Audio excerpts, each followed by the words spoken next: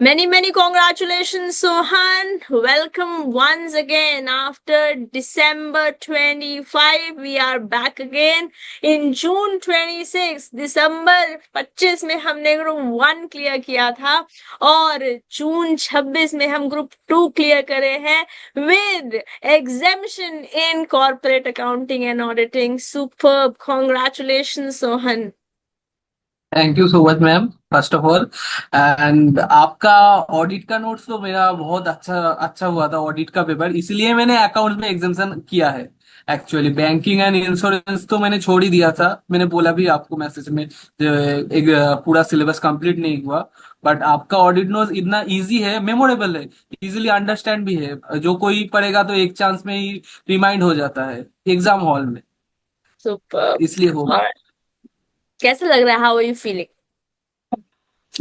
Feeling okay है, but marks तो इतना अच्छा नहीं आया है, जस्ट पास हुआ हूँ। बट इंटर कंप्लीट हो गया है, इस वजह से खुश हूँ। बहुत अच्छी बात है। देखो क्या है कि 11th 12th में क्या होता है कि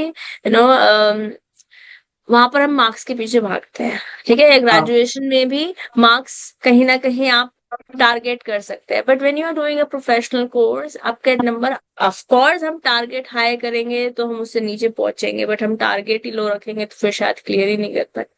It is okay to have the feeling that you are having, but congratulate yourself. Be proud of yourself. आपने मेहनत करी है और क्लियर कर गए हो आप अपना ग्रुप 2 भी। इंटरमीडिएट क्वालिफाइड, अब इंडस्ट्रियल ट्रेनिंग करेंगे, जो भी स्किल्स की रिक्वायरमेंट है उसे इनकलकेट करेंगे अपने आप को एग्जाम्स के लिए और फ्यूचर के लिए रेडी करेंगे, और फिर सीएमए फाइनल देते हुए सीएमए सोहन पॉल बन जाएंगे।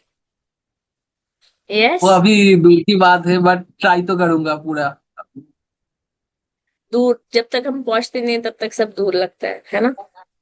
और मेहनत करनी है जैसे अभी तक मेहनत करी है। तो if I remember, if I am able to recall the last interview that we did for December 25, आपने बोला क्या? था MCQs are the game changer.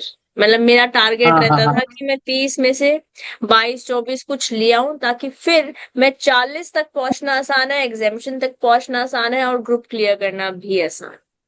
Yes, so what was your Mantra this time, Sohan?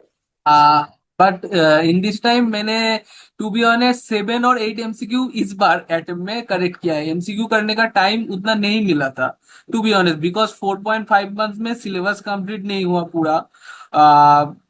आप बोल सकते हैं 70% सिलेबस कंप्लीट हुआ, revise ठीक से नहीं हुआ। बट मैंने कर दिया। MCQ 7 8 marks, 7 8 marks, sorry, 7 8 MCQ correct हुआ है हर सब्जेक्ट में, और बाकी पास तो हो गया ऐसे। 40 into 16, है ना। आप मैंने मेरे साथ हम्म। ऑडिट पढ़ा है ना। तो ऑडिट हाँ में हाँ। आपका कैसा एक्सपीरियंस रहा, Sohan?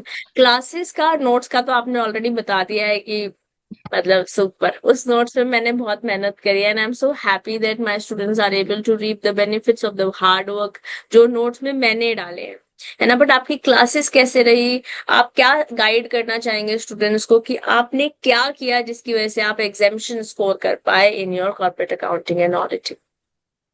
Corporate accounting and audit में मेरा फर्स्ट प्रायोरिटी था बैलेंस शीट मैच करना। वो मेरा हो चुका था एग्जाम हॉल में, वहां पर 14 करेक्ट हो गया है। और शेयर वाला चैप्टर जो है, उसमें भी मैंने शेयर एंड अंडर राइटिंग दोनों करेक्ट किया है। और बैंकिंग इंश्योरेंस में पहले ही बोला था, इलेक्ट्रिसिटी बैंकिंग इंश्योरेंस चैप्टर छोड़ दिया, बस ऑडिट के भरोसे गया था। बिकॉज ऑडिट में मैंने टारगेट ले लिया था, दोनों क्वेश्चन करूंगा, दोनों क्वेश्चन अटेम्प्ट करूंगा। और बाकी अकाउंट्स में तो स्कोर कर चुका हूँ मैं उसमें, balance sheet and share and under writing. और कुछ बोनस मिल जाता है तो अच्छा है, इसी टारगेट से गया था, बट एग्जामेशन आ गया है तो बहुत बढ़िया।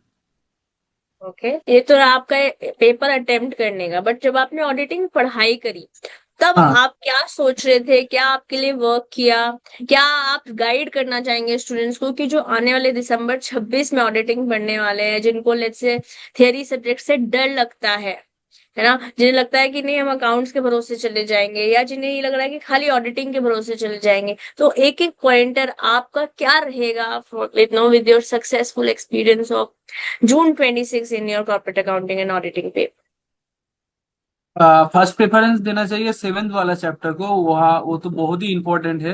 तीन क्वेश्चन आई थिंक आता है उस चैप्टर से, एक चैप्टर से। तो आप ऑडिट का अगर 7 चैप्टर भी करके जाओगे तो आपका बहुत ही बर्डन हल्का हो जाएगा। तो मेरा फर्स्ट प्रेफरेंस था 7 वाला चैप्टर, सो मैं सजेस्ट करूंगा तो 7 वाला चैप्टर्स को फर्स्ट प्रिपेयर कीजिए। फिर टाइम मिल सके तो 8 वाला, देन 6 वाला, क्योंकि 6 वाला उतना मेरे हिसाब से इम्पोर्टेंट नहीं है। मैं एग्जाम में भी नहीं करके गया हूँ, इसलिए बोल रहा हूँ as per audit point of view.